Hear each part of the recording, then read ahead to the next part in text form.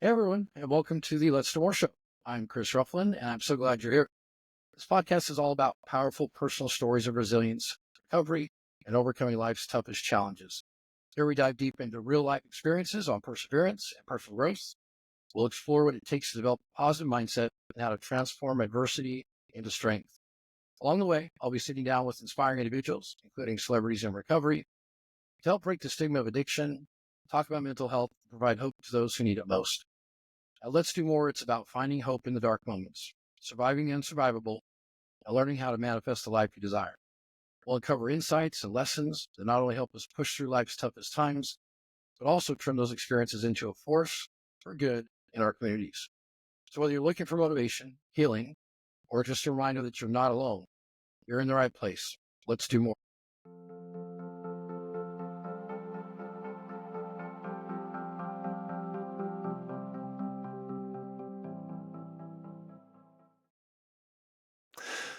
Hello, and welcome to the Let's Do More show. My name is Chris Rufflin, and I'm the host here of Let's Do More. I'm really excited today. I've got a who's quickly becoming a friend, somebody who's been referred to me by a friend that was on the show. I've got Nick Brocco here today. And Nick is officially a social media manager and consultant. Essentially, he helps companies develop their social media around their story. In addition to that, a lot of you know, and a lot of the viewers that are listening, this show is all about positive thinking. It's all about optimism. It's all about how to get through life's hardest moments. What are the things that we can do? And I know Nick's had some really cool incidences with mentorship. We're going to talk about that a little bit. But today's going to be kind of really an off-the-cuff conversation. I hope if you're listening today, you can take at least one thing out of this show and jot that down and help use that to improve your life and your situation, and then, of course, help others around you. So with that being said, Nick, welcome on the show, man. It's good to have you. Thank you. I'm grateful to be here. Yeah, Nice. yeah. I'm glad that you could jump on and get with me quick on this and get into it. So tell us a little bit about, just real quick for people listening in, maybe a little about your background and talk to me about what got you started along this road of, entrepreneurship thinking. And yeah, let's start there with that and let's see where we go. For sure. So as far as I can remember, when I was growing up, I grew up in a normal suburban neighborhood in South Jersey. And directly across the street from the house that I grew up in, there was a couple, and they were retired. I didn't know they were retired. I was so young. All I knew is they had pretty much unlimited time, Hmm. and they never seemed to have anywhere they needed to be. It was pretty relaxed. I could play with as many toys as I wanted. If I wanted to go to Toys R Us and get a toy, they always had time for me. They had no kids of their own. And as I got older, I learned that they actually were wealthy and they had sold a business. So I found that out when I was closer to 15. And that's what that was my introduction to wealth and to business, was the calmness and the time freedom that came Right. with it. And to go with that was my father also owned his own business. He creates neon signs and repairs neon signs. So he always had his own schedule, and he could, you know, always be at, if I had a sports game or he had to get me off the bus from school, he could always be there whenever he wanted. He never had to ask, a boss for permission or like anything like Right. that. So Yeah. So at a young age, you got exposed to this idea of time freedom, right? And yeah. financial freedom. And I mean, I think a lot of us that are in these shoes as an entrepreneur have had things in our life we got to overcome. Some of the same skills really transfer over. But for a lot of us, we get this exposure fairly young in life, right? I remember the school that I went to, my high school, I didn't have a father who's an entrepreneur. He was an engineer. I've got a brother that's the same and a sister who's a nurse practitioner. And it was kind of I grew up in a household of go to school, get a good education, work a job for 45 years and retire. Hmm. Unfortunately, that plan's not necessarily there for most of people in society now. And it's became something that's more of an illusion or more of a, with people changing jobs so often, it just doesn't happen, or getting laid off or whatever. But I did get some exposure too when I was younger in high school. I went to a school that was in a really nice area. I didn't live in that area. I was bussed into the school, and I remember watching some of my friends who had, parents that were entrepreneurs and A lot of them were retired. One of the guys had his dad was a agent for a bunch of the LA Lakers and the Jazz players at the time, some of the major ones. And it was interesting because whenever we did skip school, which happened once in a while, we go over to their houses, and I didn't have a basketball court in my house. I didn't have an indoor swimming pool and an outdoor. I didn't have 10,000 square feet to roam around, and it just gave me this different perspective. But what I think was really apparent to me is that people in those positions, they just had more options, right? Because Right. money doesn't make us happy. We know that. Money can definitely become a vice in a lot of ways too. But the reality is we live in a world where money is important, Mhm. right? And especially if you're out there to want to help other people, even your own family, you can't do much help unless you have some access to money for a lot of things that are helpful to people, right? Right. I've got a mentor of mine who has an aunt who just came down with some serious illness, right? And he sold his last company for $120 million or something like that. And because of that financial wealth, he was able to basically get her the best health care, even take her out of the country for certain treatments. And, the good news is in a matter of months, she's doing much better. And so situations like that really reminded me of why I wanted to go into entrepreneurship. Right. One of the things you were talking with me about on our initial call was mentorship. So how has mentorship played a role, in your life in general, and in your life in business? I would say it's my whole life. So without my mentors, it makes me like kind of emotional because yeah, without my mentors, without the people that came into my life, I give I give everything to them. So Yeah. yeah, Very it's cool, man. Tell me, you've got very a kind of interesting story, which I right off the bat when I first talked to you was kind of a Me Too moment, right? How have you met some of your mentors? How do you find mentors in your life? I give all credit to God, and I believe that my imagination is God. So what I do, how I pray, is I talk to my brain directly, which I believe is the closest thing to our imagination is our brain. Yeah. So I will tell my brain the result that I want, and I don't put any thought into how I'm going to get it or how it's going to happen. I just create a picture or a movie in my mind, kind of like a trailer to the reality that I want to live in.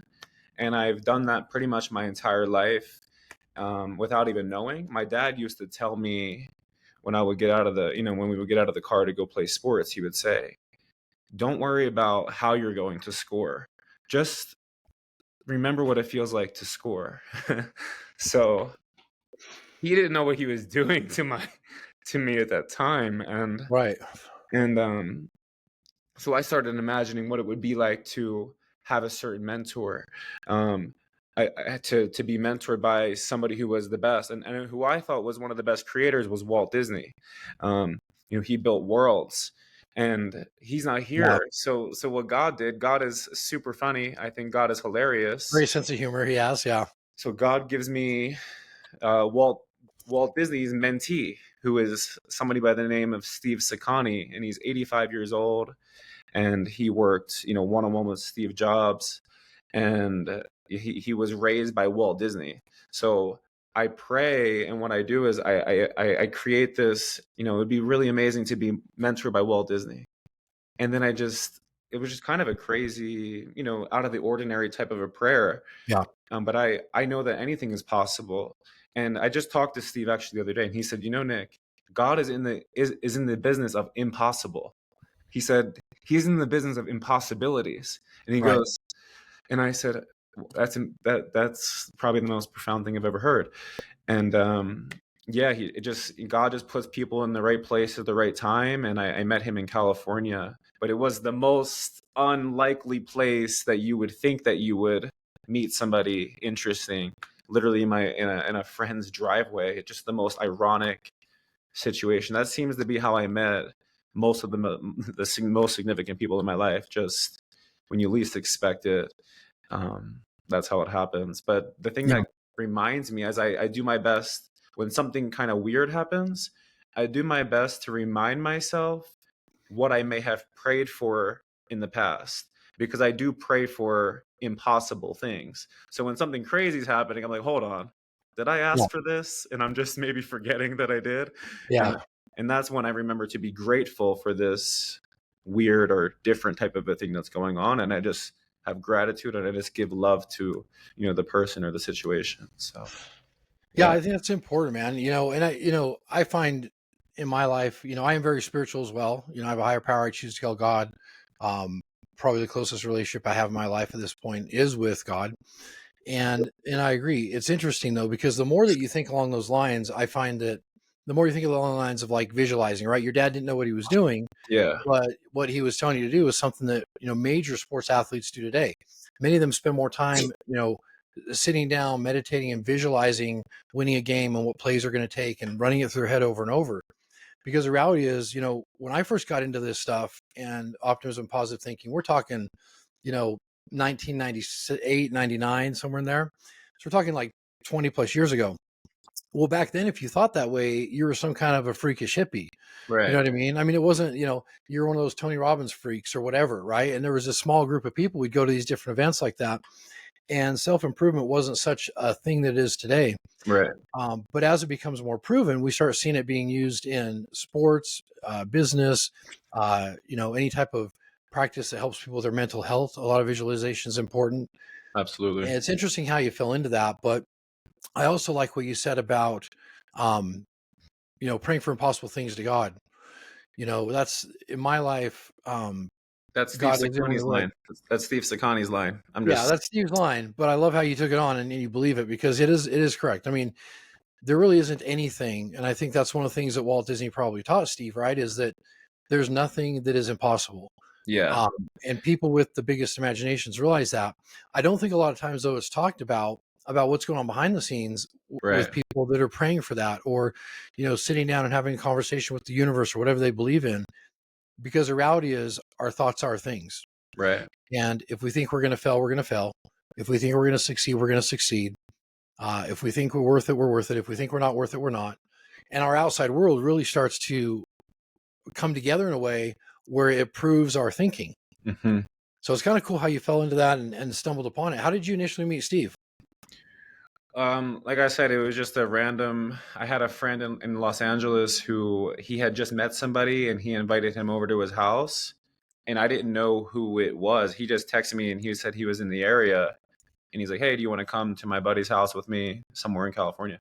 And I was just had a pretty open day, and I just said, "Sure." I didn't really ask any questions, and I go and I'm in this guy's garage, and he starts showing me pictures of his friend Steve with these cars, like pictures in the garage, and I'm like, "Oh, like he's telling me about him." I'm like, "Wow, like this sounds like the Right. most fascinating, interesting looking type of a person ever." I've never. He has like this. I say he had. People will say you would say he has hair like Elvis, but Steve is 85 years old, and he will tell you he does. That's probably his least favorite compliment because he says he knew Elvis. They were friends, and he said Elvis copied my hairstyle, and everybody tells him that it's the other way around. That's But funny. so anyway, he ends up, magically. I say magically. I could say ironic, but I like the word magic. And he calls the guy Tom, whose house we were at, and he says, "Hey, Tom, you home? I need some help with my bumper." And Tom goes, "Oh, Steve's coming over right now." I said, "Right now?" He goes, "Yes, right now." And he pulls up with his, for lack of, I don't know what else to call, Elvis type of hair. This whole, he wearing the gloves. It looks like a movie, like he's in a movie, literally. And he pulls up in this crazy one of one Maserati that he said just to get the car licensed to be street legal, it cost $250,000 just to register because it's a race car, so Right. it has like 300 miles per hour on the speedometer. So that's he came out of the car and the first thing I said to him, I said, "Nice to meet you, Steve." I said, "I hope I'm not offending you, but you look pretty fake right now. Like this looks fake." And he goes, "You know what, Nick?" And I thought he was going to be offended by that. He goes, "That's the nicest thing anybody could ever say to me." He said, "I strive to live a life that is so amazing that people can't believe it." Can't believe it. Yeah. And I said, "Well, yeah, you definitely accomplished that, and from there we just have been friends for the past 6 years. So Very cool. yeah, Do you think before that moment, Nick, before you met, because that's pretty random, right? yep, And I had an experience that I think I've talked about before on the show where I was 18 years old. I decided to take a year off from school, and I wasn't sure what I was going to do. I was picking my career based on what was going to be made because I knew I mhm, didn't want to live like maybe, you know, my father did as far as like money and always working, having two jobs and stuff. We weren't broke by any means, but we didn't live a life that was unbelievable. And there was right, something inside of me as a kid. Like I remember being in the sandbox and talking about, other kids want to be firefighters, this, that, the other. And I'm like, I want to go to the moon, or I want to, I right, wanted to be a businessman. I can't tell you exactly where that thought came from, but I do believe that night when I was 18, I went into this gas station or to get gas late at night on my way home. And some guy pulled in a brand new Cadillac, right? It wasn't like the most amazing car, but to me at 18, I'm driving a car that has floorboards removed. It's like the Flintstone car. And when you shut the door, the window falls between the, falls down. the door panels. And, I was grateful to have a car, but it wasn't an Escalade. And I remember something just told me inside, approach this guy and ask him what he does. Hmm. And I did. And he told me that he was an entrepreneur. I didn't know what that word meant. Like I said, I grew up in a household where it was very job oriented, 9 to 5 oriented. And he essentially said, Chris, if you'll sit down, pay attention, shut up, and never quit, I'll teach you what I do. And here's my card. And that led to, where I am today, 45 years old, still pursuing entrepreneurship, have had many businesses and different things. But what I wonder is, for you, Nick, was there a moment that you think you would, because one of the biggest things I believe in is law of attraction optimism, right? Yep. And today's show is going to be a lot about that, whereas some of the shows are really about how to survive addictions and things like that. I think that our mental state and what we believe about ourselves not only influences people in business and in the realm of mindset when it comes to accomplishing things, but it also is important to recognize that through mental health challenges and things like that, you can use that same principle. It works for anything. Was there a time though when you think you may have like willed this to happen or put it out in the universe that you're going to meet somebody like that? Yeah, so it's been like I feel like I've been walking up a ladder or up the stairs, and I have an infinite staircase is how I feel. I don't Mm. there is no what I've learned from my mentors is to never have an end goal, to have a dream so big that you could never finish it. And that's kind of how I've been looking at it for a while. And like I said, I grew up across the street from Let uh, me let me say that again real quick. Sorry, you said have a dream so big that yeah. you would never be able to finish it. Yeah, that's why I had 2 kids, I like that. so they could, have something to Keep it finish. going. Yeah. Yeah. Okay, go on. Sorry to cut you off. I think that's a great quote to bring up. If you didn't write that down and you're listening to the show, then rewind and write that down. Thank you. Yeah, so I'll teach my kids the same thing, make sure they have dreams that they can't finish either. They could pass it down to their kids, and, yeah, just have a big picture, and I think the bigger the dream, the more energy is required to put into it. And that's been what's been working. But like I said, I grew up across the street from that couple who was retired. They're probably worth over $10 million. They sold a technology company, and I didn't know that. I was just feeling the emotions.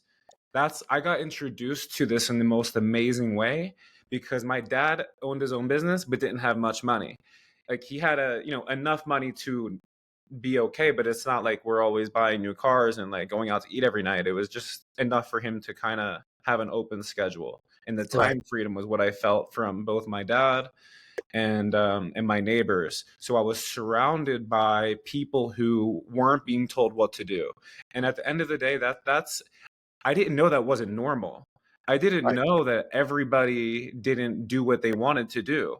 And then I went to school, and school like I started they were saying, "Oh, the life is hard," and like da da da da, and I'm like, "For who? Like who is it hard for?"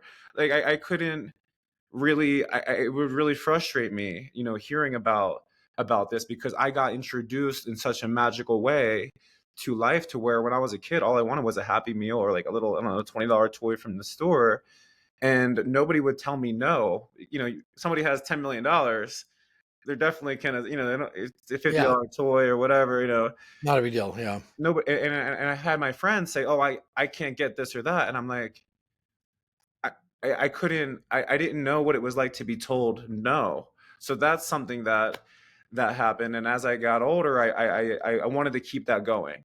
That basically, I wanted to keep it going. I wanted to keep getting my Happy Meal toys, and I keep getting my toys, and keep that going. And when I was in school, I started realizing that the most of these teachers aren't living the life that I would want to live. And Hmm. actually, when I was in, I think it was seventh grade or eighth grade, I had a substitute Spanish teacher who came in, and he had all this energy, and he was telling us how he owns a business, and he just does substitute teaching on the side because he loves it. And he told us to read a book called Think and Grow Rich. And I texted my dad while I was in I remember on my little like the first touch phone that like came out from Verizon. I text my dad, get this book, like get Think and Grow Rich. And I come home from school that day, and my dad always get me what I want. I don't really, I usually would ask for sports equipment. My dad wanted me to Right. professional athlete, but this time I asked for a book, and he had that book for me when I got home. And I read some things in that book that forever changed my life. Yeah. And I believed the person who was telling me to read the book because I could feel his energy was different than all of the other teachers. So I Hmm. believed him. I remember all the other kids had their heads down on the desk, but I took that, and I just keep collecting information that is leading me to this life of infinite freedom. I grew up going, I guess I going to McDonald's or whatever, like going to Toys R Us, like that was really fun. And then as you get older, I realized Toys R Us is the Ferrari dealership. It's Yeah. buying any house you want, or Louis Vuitton or designer. So that I realized, like, how do I keep shopping and keep playing the game? And I just kept collecting information from people who are doing that. And I just keep asking until I get the result that I want. And it just kept being one mentor after the next. So when I was 17, I got involved with a network marketing company. I was like delivering pizza before that. I saved up my money from delivering pizza. I used that money to invest into the network marketing, and I met a mentor. That was probably my first in-person mentor at 20. He was 21 years old. He was making like $50,000-$60,000 a month, and I was 17 in this company, and I had made my first like $1,000 ever on my own in this company selling these healthy energy drinks. And what kept my attention was the guy who was leading the company. He had this fancy diamond Breitling watch, tan skin, nice new car, white teeth. Yeah. He was cool. He was like my idea of cool, and like the coolest person I ever met in person, and he was willing to help me. And it just kept going like that, and my mentors just kept getting upgraded, and I realized that Steve Saccani is the close. I told him the other night on the phone. I said, Steve, there is nobody else in this planet so far that I would gratefully, with enthusiasm, switch lives with. I said, you're the only person I would ever switch lives with. And he and I genuinely mean that. So I told him, I said, I see myself as a young Steve Saccani, and I've never felt more aligned with I've never felt this strongly about. Yeah. He's 85 years old, so I can see if I were to follow his path, where I would end up. And Yeah, I think you brought up a couple things. I mean, that last little statement you said, right? I think it's important for anyone listening to the show that if there's something you want to have in life, whether it's a good relationship, whether it is finances, whether it is good friendships, or some of the things that aren't material based, the one thing I was told by some of my mentors early on was to find somebody who has what you want, do what they do, and you get what they got. Now, that's also essentially a line from the book Think and Grow Rich. And I love that you said that. One of the first books I ever read, in fact, I believe it was the first book, was Think and Grow Rich by Napoleon Hill. yep, And that was my first exposure to, like, wait a second, I can use this to create out here, right? Because I'd only seen my family and my friends, people around me, work hard for a living. The more time they put in, the more they got paid. The more they were away from us as kids, the more my dad made. The more he traveled, the more he made, right? And so I always equated success and making money to that. And honestly, it's not a bad life. That is what's good for a lot of people. I don't want to offend anybody. At the same time, I want people who are listening to know that it is possible to truly have what you want. Yeah. And it all comes from things like reading books like Think and Grow Rich, and intentionally writing your goals and having mentors. And a lot of times we have to fix the mindset before the success will come, Yep. or the success will come and you'll lose it just as quick as it came. A Yep. lot of people have a perception that, um, like I did as a kid, I was taught that money doesn't grow on trees. I Right. was taught that money was the root of all evil. I was taught that, you know, a Ferrari would drive by us, and I would hear comments from my father like, "Oh, he probably sells drugs," or, My dad you would know, say, "Oh, it's not what you're driving is who's driving it." I say, "Well, what if yeah. the best person in the world happens to be driving the best car in the world? Then what?" And here's the thing: it's not, it's not all about what you drive and where you live. It's not. I like your analogy though. When we're kids and we have this giant dream space, is what I call it. It's like this giant, orb of dream space we have. And when we have that as kids, when someone asks us what we want to do when we grow up, we want to be an astronaut. We want to be Superman. We want to, Right. what do you want to drive? We want to drive the coolest things, whatever. And as we grow as adults, what happens is in this dream space, we start to get these lines through it that are kind of like a screen. And Hmm. the more beliefs we take on from other people, the more lines there are. And then they start to go this way and it looks more like a tennis racket, right? The inside of a Yeah. tennis racket. So when we have these dreams, they're caught with uh, some negative thinking, which is either I don't deserve it or I don't need that. And it's a justification. Because if we took all of that stuff away, for most people, they do want to have more money in the bank than they need.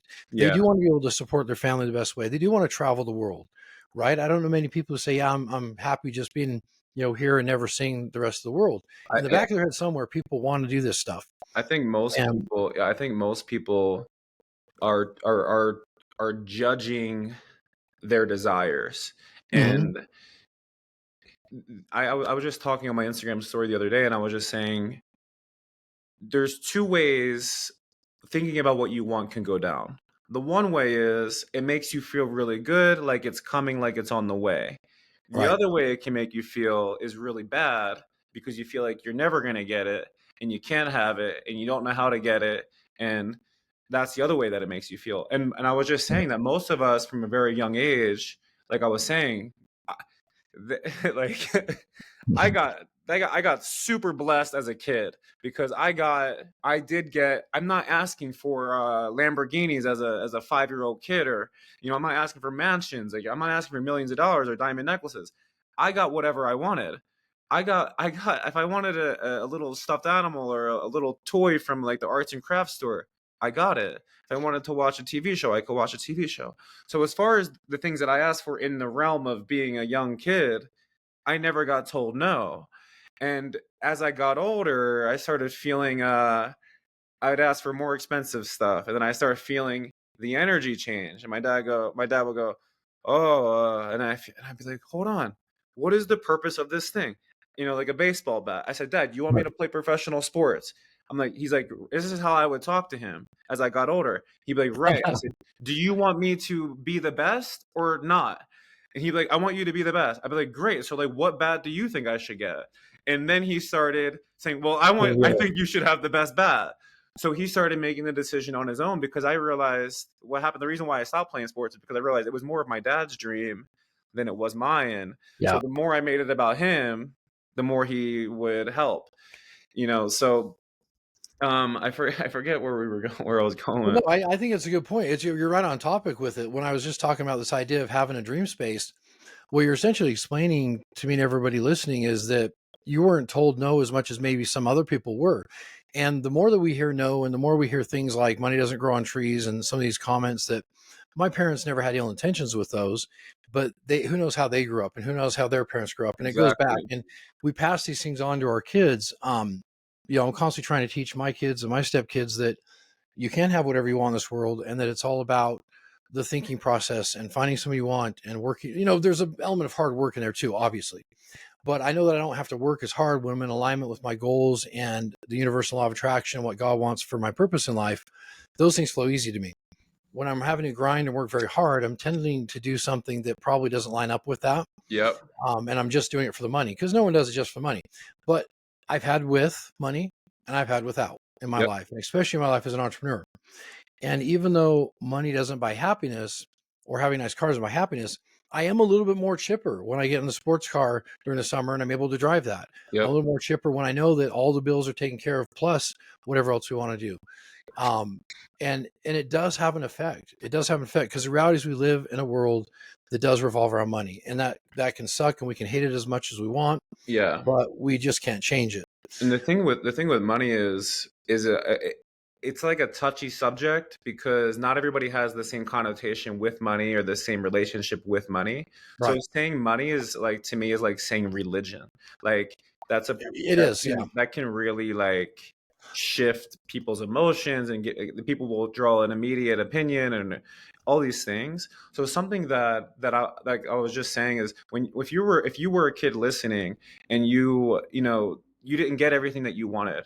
So you feel, regardless of the price, Hmm. regardless of the money, if your parents didn't like you, if your parents just didn't like you, or your parents didn't want to see you happy, for example, or they didn't have the resources to help you get that toy, you may feel like you didn't deserve it or whatever. Yeah. But that Right. is somebody else's who was in that position to buy the thing at the time. That's their belief system. That's their idea. That's not your idea. So just because somebody says, I don't like your shirt, that doesn't mean the next person isn't going to like your shirt. So what I do to recalibrate myself is until I feel like I deserve something. For example, the next thing I want to purchase is a Ferrari. So what I've been doing, my best friend right now, now he works at Ferrari. I see him Mhm. every week. It's right There down the you street go. from here in Salt Lake. Yeah. So So what you I need to visit. Yeah, so what I do is I recalibrate my energy to where having one Ferrari won't do it anymore. Every time I go there, I sit in a different car and I become more comfortable going to the dealership and I meet more people with Ferraris. So when I think about can I have a Ferrari, it's like, do I even feel like what actually happened was it's hard to get in a Ferrari. They're really Yeah. low to the Yeah. They're ground. not that comfortable. Yeah, I'm 28 years old, and I thought like, oh, all I want is a Ferrari, and I'm like asking my friend to help pull me out of the car, and I'm like, you Yeah. know what? Like, I think I'm gonna go over to Mercedes or something because, But it's funny, like the closer you get to the things that you want, the more your emotions align more with whatever it is, and you might Right. find out you don't actually want the thing that you always thought you wanted. And most people are afraid to tour the house. They're afraid to go sit in the car and go to the dealership. They They feel like, believe well, they can't have it. they Yeah. feel like they're going to be judged by the dealer or judged by the agent at the real estate agent at the mansion, and they're not. Nobody's going to judge you. You know, Yeah. I mean, in my experience, we care, just humans in general, we care far too much about what other people think. yeah, And that holds us back a lot for the good and the bad in some ways. But yeah, I can relate. I cannot fit in my sports car. I'm pretty tall, and getting in and out of it is like it's giving birth to somebody. And people joke with me on it, but it's nice to have things that you worked hard for and hit a goal with, and you were able to get there. Um, but I do also agree, that calibration idea.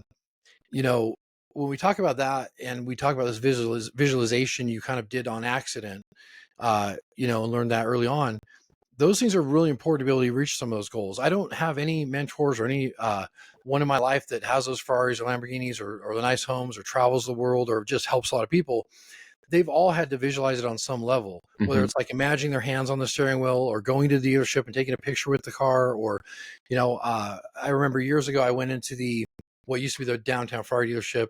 Steve, what was his name? Steve something.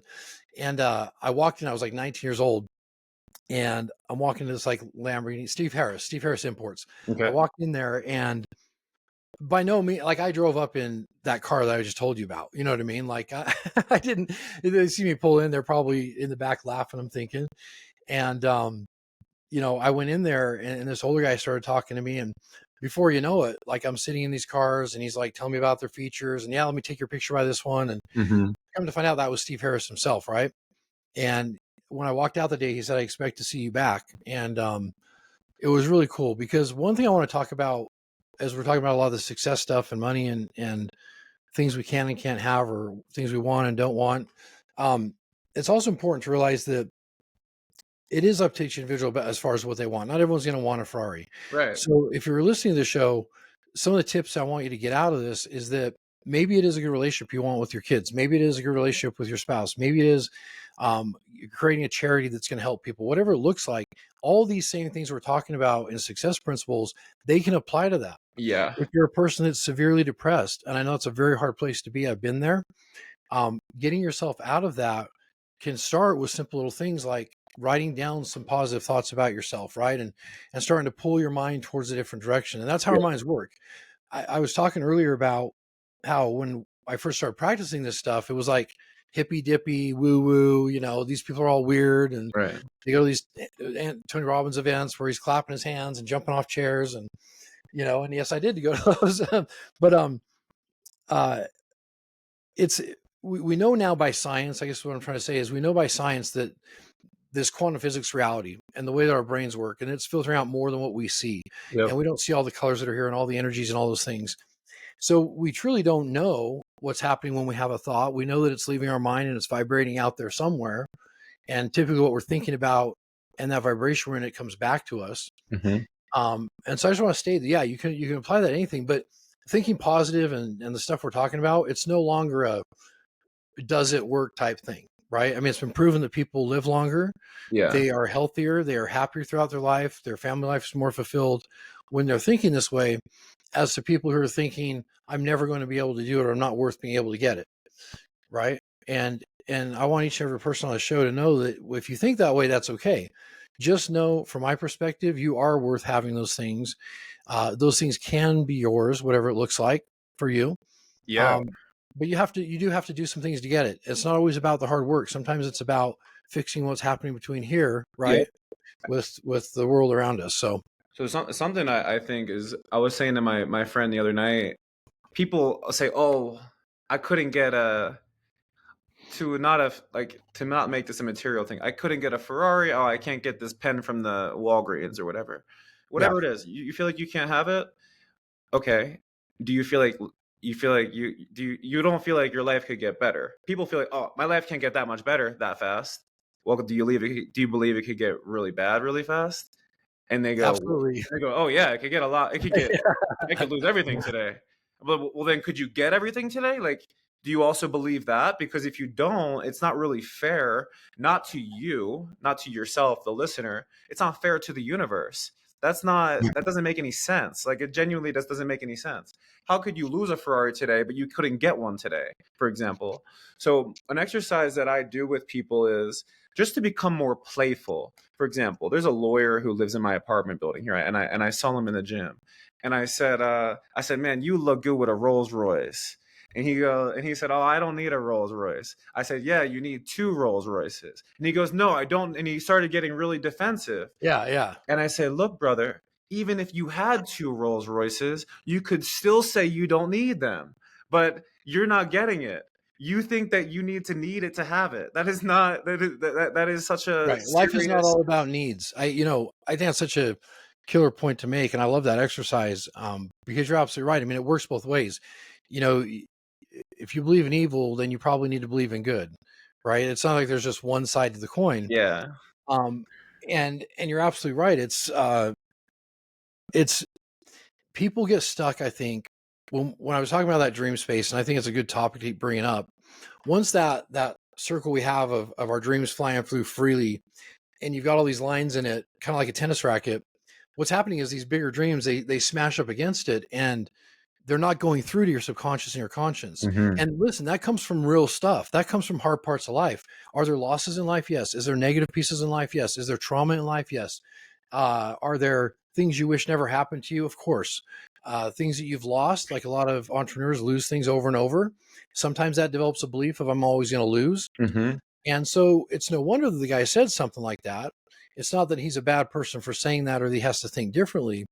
But I think it's interesting to point out that people get stuck in living based on what they need and only what they need. And the reality is, all we need is food, water, and shelter. Well, You know? I mean, I would go even further, and I think it's like, humans are so, uh, like, I don't like, we don't need to be here. I mean, I guess I on some level I do need to be here, but also I don't need to be here at all. I don't need to breathe anymore. So when I take it to Yeah. that, when I take it there, Would my kids miss me? Yes. What would they be okay? Yes. So it's a choice. It's a choice to even breathe. And I Yeah. think when you're there, when you're remembering you don't need to pay your bills because you don't even need a roof. You don't need a roof because you could go sleep outside. And if you don't want to sleep outside, you don't need to even exist. So when you realize the rent or the mortgage or the house or the costs, this is so luxury. It's so luxury to even breathe. It's Yeah. to and then to take a deep breath. Like wow, like a deep breath. To wear a t-shirt, like to not smell and to have a shower. You know, Yeah. so Yeah. so these things and it's like the most successful people that I know. I have clients that have $5 million plus houses I get to go hang out with and record with them, and they got 14-car garages, all these amazing elevators that bring their car down to the Yeah. basement Yeah. so they can Crazy. Yeah. hang out and drink a beer next to their car in the basement. You know, they don't. You would think they're not grateful for these little things. Some of these people's They favorite are. things is just you. The guy's got 15 cars, houses all over the country. His favorite thing is his relationship with his wife. His favorite thing is seeing his clients be happy, making sure that they're taken care of. The last thing that's on his mind is the stuff. This is just supposed to be for fun. And I think if you're going to do anything and it doesn't feel like fun, you're probably doing it wrong. You know? Yeah, I think if your stuff defines you, then you're definitely doing it wrong and you're probably not going to maintain Yeah. having that lifestyle. And I want to point this out. This is some really good stuff to point out to people that listen to my show because there might be a lot of folks on here that are like in hard times in life where they're just trying to figure out how do I get out of this? How Right. do I just get back to breathing?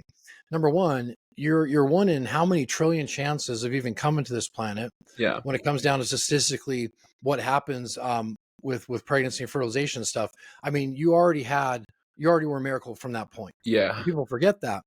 I also think people get stuck in this idea of like thinking that people that have all these things and are living out their dreams are narcissistic or they are just big egos and big personalities and really when people rub up against that type of stuff, what you're doing is you're pointing out the problems you have with yourself. You're pointing out Exactly. the insecurities that you have, And that's right? what There's this I forgot idea, about the Rolls Royce guy. I right? said Yeah, finish that. I want to hear about how that went. I can see you calculating your income and like you don't think you could get one, so you feel like you shouldn't want one. And I said your whole equation is just leading you to what you can afford based on your current financial situation, which apparently you don't think it's going to change or get any better. So, you know, Yeah, it says a yeah, lot more right. about you than the Rolls Royce, for example. Yeah, it does. It does. And even though it's not about the Rolls Royce, it is about the Rolls Royce when it comes to the power of our minds and what we're doing on a daily basis. And like I said, to finish up what I was saying is people do get stuck in what they need. Yep. There's this hierarchy of needs. I think it's Maslow's hierarchy of needs or something like that. It's a psychological term. And literally that all you do need is, and people bring this up, I've brought this up to me before, like this is all you need: food, water, shelter. What they don't talk about is there's also a pyramid to that hierarchy that leads up to relationships and connection. And that's one of the biggest things that we want as humans in this world is connection. Which it's not surprising that that gentleman you talked about says that his relationship with his wife is his favorite thing, Right. right? When you have money or you have without, and you've had it and have lost it or whatever else, you start to figure out that there's some things in life that are important. I've had some cool stuff in my life too. I've had some cool homes. I've traveled some amazing places. At the end of the day, you could take away all the stuff, Yeah. and would it affect me? Would I be a little bit sadder about it? Sure, but I also know how to go get it back. It makes it easier. But if you strip all that stuff away, I think the most important thing that I have today in my life is a relationship with myself and the relationship with God. And the cool thing about that is nobody can ever take those away, Yep. right? And it comes from that type of thinking. And I didn't always think this way. The first 15 years of my entrepreneurship career was all about money and how many hundreds of thousands a month can I get coming in? How quickly can I retire? Right. Quick. Where the How to do it fast. right. Get this Yeah, over. because I'm Like, let's right. get this Well, over with. right. I'm by nature, an addict, right? I'm in recovery, but one of the things we have a problem with is patience, and we have a problem with we're also instant gratification junkies, Yep. And so I didn't know that because I started using later in life and got recovered later in life too. But during those 15 years, it was all about that. And then when you have those things and you've made it all about that, right? You've made it just about maintaining or getting some material thing. I found myself more unhappy, right? And what I had to learn was it was getting there and the journey that created happiness, and the memories were what was the happiness for me. Yeah. Um, and those are things that nobody can take away. And my personal belief is you get to take those with you, which is kind of cool. So that's great, Nick. I mean, we could talk about this stuff for hours and hours. What are your thoughts on? There's going to be some people. Our show reaches out to a lot of people that might be struggling, right? Mm-hmm. And maybe they are stuck in this idea of, I'm just trying to survive the day. Mm-hmm. How in the world can I think about having my dream home or my dream life when I'm just trying to get through today? What are a couple things you would say to someone like that to help them maybe see a different perspective or to get out of that way of thinking? Yeah. That's a good question. I think the more you can turn off everybody else's opinions and everybody else's voices. I was gonna say earlier, I believe the most, my mentor taught me, before you learn the right stuff, you need to unlearn the wrong stuff. Love that. So I think there's a lot of people who think they know. They think they know stuff. They think they know how their life's gonna turn out. And the reality is, if you're listening, you're not that smart. You're not that smart to determine if tomorrow is going to be better than today or worse. Yeah. So I think we need to collectively, as a society, or just as human beings, give God, considering humans and God are so close, and God is over here performing all of these miracles, apparently, at least for some people. And if you're feeling depressed or down, you're just one person who believes that God doesn't perform miracles for you. And Right. if you would just change, kind of soften up that area and just go, giving God, the universe, whatever it is, something greater than you, the world, other people, resources outside of yourself, giving the world an opportunity to surprise you. You need to Right. leave room for a surprise. Some people, they're not good to have a surprise party for. They're going to go sniff it Right. out. They're going to figure it out, and they don't want to be surprised. Personally, myself and, my inner circle, and probably yourself, we like to be surprised. We we Yeah. we Yeah. we we leave it up to the universe. Hey, I wonder what tomorrow is going to be like. We don't say, "Oh, tomorrow is going to be great." Well, personally, I don't say tomorrow is going to be great. I say, I wonder what I don't wonder what's in store for tomorrow. I can't wait to wake up and find out what's going to go on tomorrow. And it doesn't mean that it's going to be something positive or negative. It's just that I have no idea, and I'm just being honest. I have no idea what's going to happen, because I think a good thing to remember is, if you're going through a hard time, if you think, oh, this is never going to end, I'm never going to get through this. Just think about the last time you thought that. Right. And you got through it, and it did end. And now you're And here then, with a new problem. So yeah. that's And the then proof. The fact that you have yeah. a new problem is proof that you got over the old one. And if you could just go into the future a little bit and realize that's probably going to happen again, you just start to enjoy this a little more. You could keep getting hit by the waves and get knocked over, or you could start running into the waves and having fun. It's not the wave, it's how you interact with the wave. Oh, here I comes like the problem. Here comes the rain. Let's go jump in a puddle. Let's go out there and run in the rain. Or, oh my God, it's rain. It's not the rain. It's not the waves. It's that. not your problems. It's that you don't like the waves and you're still standing in the ocean. You should write a book, and you should title it "It's Not the Wave." I think If that's you're going to if you go if, well. if you want to be on the planet for a long time, it's kind of you're a delusional person if you don't expect there to be a variety of incredible problems that are going to come your way. Right. No matter, you got $100 million, you're $100 million in debt, you are going to have problems. And that's what I learned from them. Steve Saccani, he's the most successful person I know. Every car he has is worth over $1 million. He's got a lot of them. He's got private jets, all this stuff, mentored by Walt Disney, and he is the most fearful person in the world. And something I learned from him is he Yeah. fears success. So if you're afraid Crazy, tomorrow, huh? what's that? I said crazy, huh? So if you feel like tomorrow, you're afraid tomorrow is going to be really bad, or you're afraid your life's not going to get any better. So you just want to switch that up and say, start practicing. Oh, I'm afraid tomorrow is going to get better. Oh, what would I do if I actually became successful? Oh my God, what would I do if I didn't have to worry about money Right. anymore? And And you, just face that and dive into it. Yeah. yeah. So Yeah, Yeah, the sign up here, I don't know if you can read it. I'll try to put my finger here. yeah, I My see it. logo might be over it, but it says no bad days. And I want to give some background on that because a lot of people will see this in my background. I film usually in this part of the studio. And um, so what that is I had a mentor once. I used to call him, and for years I would call him, and I would call him to talk about my problems. Hey, this is happening, that's happening. I don't like that this happened, or complain about something or someone else or something outside of myself, basically, that I can't control anyways. And I would tell him it's been a bad day or it's been Mhm. a good day. And he said to me at one point, he said, I want to stop you, Chris. He goes, how do you know it's been a bad or a good day? He goes, what do you mean it's been a bad or a good day? And I would tell him, well, this happened, that's why it's a bad day, or this happened, that's why it's a good day. And he told me, he said, go grab a calendar. I grabbed a calendar. He said, look on the calendar. I want you to look down at today's date. What does it say? The 4th? He said, in the 4th, what does it say right there in the white space? I said, well, there's nothing on there. He goes, go to the 5th. What does it say? Nothing. 6, nothing. And he eventually said to me, he said, so the point is there's really not a such thing as a good or a bad day. They're just days. Yeah, And what we put is we assign a definition or we assign a meaning to that day based on how we react to the experiences we're going through. right. And I think that's a big thing. If you're listening, you're trying to pull out of something that's hard for you, you may have to come to the reality that there's nobody that's going to save you. There's nobody that's going to come in, and hand things on a silver platter. But you also may have to accept that there might be some wiring going on up here that needs to be changed. Yeah. And I was always taught if you wanted your life to change, you had to change your thinking. Hmm. That also came from the book Think and Grow Rich, right? Where this gentleman went out and he interviewed the most wealthiest people in the world at that time, the Rockefellers and Henry Fords and all these people.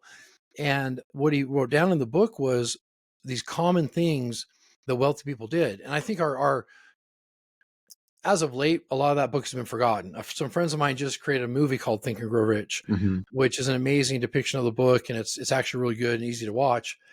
But for the most part, a lot of people lost touch with that thinking, and they think that if somebody has money, dad must have given it to them, or if someone has success, they must have sued somebody and won. I mean, it's and here's the thing: I don't know anybody in my field of vision or in my network at all that has ever had that happen. Yeah. Right? They've all had to work hard. They've all had to change their beliefs, and then their life changed as well. Yeah, and I think I wanted to just touch on something to do with money and like business and income real quick. Is, you know, for anybody who doesn't have a successful business or isn't earning the income they want in a business, you're like an outsider looking in. And it's no different than saying, "Oh, that party looks awesome." And like the reality is one, it could change if you asked a couple people who were at the party. You Right. know, you Yeah. actually, how was it really? Then you start to change your opinion and you start to lose the excitement, and you actually feel like you don't regret missing that party. Yeah. So when you're in business, and you're making money and you've been doing that, your opinions and feelings change. I'm sure you can relate. Yeah. Like for example, I started an Airbnb company. My company managed multiple properties. We had managed about 12 different properties in Philadelphia, and we had our best month. We did over $40,000 in a month, and I said, "Wow, the money is good." But the thing is, I don't like the lifestyle or the routine. I can't. I don't want to deal with guests. I don't feel like this is my purpose. The money was good. I could travel wherever I wanted to. I had all the time freedom, but I didn't like the result that I was providing. I wasn't satisfied with it. So I turned off the entire business. I sold all the furniture back to the owners.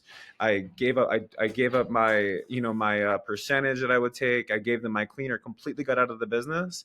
And now I do social media branding, and I help people with their personal brands, and I get to help people with their true gift, the one thing that they do on the planet. I help them share it with more people, and do it at a higher level. And I'm actually making a little less money than I was with Airbnb, but I'm 100 times happier. And I Right. think that's something that people want to lock themselves into this job, or I need to do this business. And I think the reality is, if you love what you do and you genuinely love it, you tend to become really good at whatever it is that you really love, because you can't stop yourself from thinking about it. And if you can't stop yourself from thinking about it, you're not going to be able to stop yourself from working on it. And the outcome of that is being very, very good slash valuable. And that's how you raise, you're getting better at solving the problem, and you're becoming more valuable. So therefore, eventually you could charge more, but this isn't something that you rush. And I think a lot of people, like myself, I would want to rush to the most money. How can I make the most money the fastest? Yeah, And, yeah, and the reality is, once you get there, you have to wake up that next day. It's not, you still have to do that work yeah. that's bringing in the money. Absolutely. I love what you said there. And the biggest shortcut, by the way, you can ever find if you're on this path and you're listening or trying to have a successful business or successful life, whatever you define that to be, the biggest way to shortcut that path is to work on yourself, Yeah, is personal development, right? Because the more I work on these beliefs that were ingrained in me as a kid, or the way I perceive things in this world to be fair or not fair, the more I work on those things, the more I do become in alignment with my purpose. In fact, this podcast and reaching out to people and sharing this message, not only this message, but messages from my near death experience and things like that, is a passion for me, right? yeah, I find myself late at night when I'm done with all the day to day stuff and kids are all taken care of. I'm back in my office and working on things to do with this, because the more people reach, the more fulfilling it is for me. And of course, that will turn into more things. But tell us real quick. We've just got a couple minutes left, Nick, and I want to give people a minute to be able to connect with you a little differently. So when it comes to, and if you're listening to the show and you don't have somebody helping with your social media, or you need some help from that, yep. how can people find you and talk to us for a couple minutes about what it looks like working with you and how you help people get their voice and their passion out there to the world? For sure. So the easiest way to connect with me is Instagram. I run everything through my direct messages right on Instagram, and it's just my name, just Nick.Brocco. So that's where you can connect with me. And if you want to work with me, you can just message me there. But I have a variety of different ways that I work with my clients. For example, I'm here in downtown Salt Lake, so I have a couple clients here downtown. I have a variety of different chiropractors that I work with, and I also work with some realtors in the area, some high-end realtors. So what I do with them is we meet one day a week. We record a 7 days worth of content in that day. And I help them come up with scripts. We record, we edit the videos, and we manage the entire social media. So we'll post the content to Instagram, TikTok, Facebook, all the places that it needs to be. And what we do mainly is we help these people become super consistent. And it also just keeps them accountable from having somebody, that I'm going to come, or somebody from my team is going to Right. come and be there, and you can't.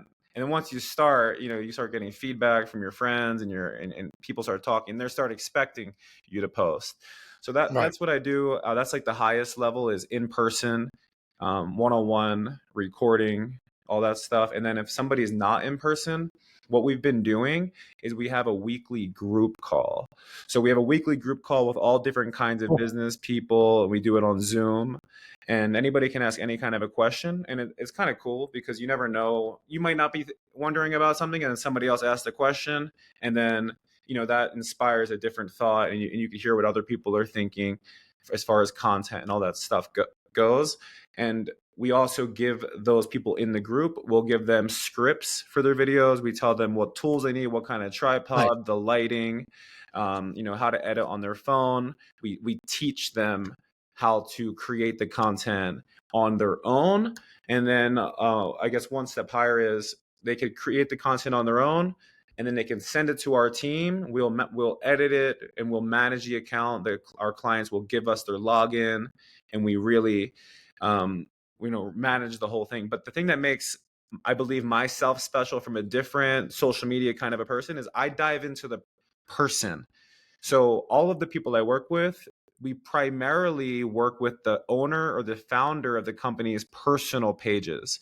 So for example, it's the my chiropractor, he has a business page, he has a personal page, but we will talk about his business on his personal page, and we'll tell stories that are more relatable and more about why he started. Why are you a chiropractor? Why did you go to school?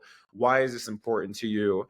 And Right. Get down to the who the founders are and share their message, share their story. yeah, because at the end of the day, it's like why else would Mark Zuckerberg be doing podcasts and showing his face? Because we're in a world where the more transparent you are, I mean, it's always been this way. The more transparent you are, the more you let somebody in. the more they're going to trust you. So online, if you want to have somebody trust you faster, you need to show them more of yourself. And that might be Right. you showing them, what kind of socks you wear, what, what you eat for breakfast, or maybe, you're going for a walk or something, and just being more personal. Because Yeah. if you think about your close friends in your life, you don't, when they come over to your door, you don't keep them on the porch. You say, come on in, take your shoes off, like have a Yeah. drink. You allow them in. And then, if you didn't do that, your friend would be like, what's wrong with you? Like, I don't trust you Yeah. anymore. Like, why aren't you so on social Yeah. media? If you just showed them a mask, I think that's great. Authenticity. There was this phrase we used to use early on when I first got in business was facts tell and stories sell. Yeah, I heard that for sure. Right. And we always used to talk about the success stories in our organization. And I have a background in network marketing as well, years and years ago, but did really well with that. But yeah, it was about showcasing the people that were doing well and helping people understand that they can do it too. Because Yep. the only difference in you and someone else who's doing what you want to do is probably going to come down to mindset and a little bit of time, Yep. truthfully. And the time can be shortcut with a better mindset. So I pretty much like, I'll say, like, what do you do when you go to happy hour when you meet somebody? Like, do you say, hey, I'm chiropractor John? Like, do you, like, yeah, or do you just say, hey, I'm John? And then, like, eventually they ask you, like, what do you do? And you're yeah, like, oh yeah, like that is what I do. I'm like, yeah, so like let's go to your personal page, and then like people will figure out what you do as they, follow you. But right. like, let's just relax. So Yeah, basically, take a step back. duplicating your real life self into a virtual version, and doing yourself to be as accurate and as genuine as you can, is who you actually are. So if you don't actually like yourself, if you don't think you're an attractive person before you go on social media, you know make yourself like yourself first. Yeah, step Genuinely. number one. Yeah, don't fake it. Make it as real as possible. So Yeah, and I think to maintain any success, any peace of mind in this world, you really have to get to a point where you're comfortable with yourself, and there's lots of ways to do that. You just have to have the willingness to be able to see that. Well, it's been great, yeah, Nick, having you on the show. I learned a lot, and it was cool talking about some things. It sounds like we've got a lot more in common than I was thinking, and some similar stories. So I look forward to connecting with you and doing some more work together. for And sure. again, thanks to everybody for listening to the show, watching this to the end. As you know, if you do know anybody who's struggling with addiction or any challenges in their life, or somebody who maybe could just use a good mentor, reach out to the show. We'll always point you in the right direction of where we can help with that. All of our different social media campaigns and whatnot are all going to be in the notes on the show. Our main channel is the Let's Do More podcast on YouTube. So if you search YouTube for Let's Do More podcast, you'll find us right away, and you'll find all of our shorts and our reels and the full episodes here, where you can take some notes and play them over and over. And if you would, take some time to hit like, hit share, download the podcast, help us get the ratings up higher so we can reach more people. And with that, I will look forward to chatting with you guys here next week on the show, and let's all go out and make it a great day. Thanks again, Nick. Thank you, brother.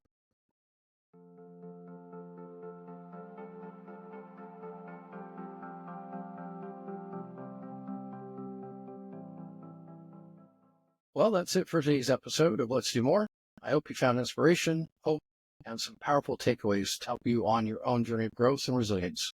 Remember, no matter what you're facing, you have the strength to overcome it and the power to create positive change in your life and community. If you enjoyed this episode, please take a moment to subscribe, rate, download, and review the podcast. It really helps us reach more people who need to hear these stories.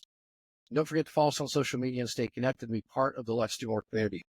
You can find us on Facebook at Let's Do More Podcast, Instagram and TikTok at Let's Do More.life, X at Let's Do More Life, and our primary channel is on YouTube at Let's Do More. We'd love to hear from you. Share your thoughts, share your stories, or let us know what topics you would like to hear about next. Thanks again for tuning in. Until next time, remember, let's keep pushing forward, inspiring each other, and doing more for ourselves and the world around us. Take care, and I'll see you on the next show.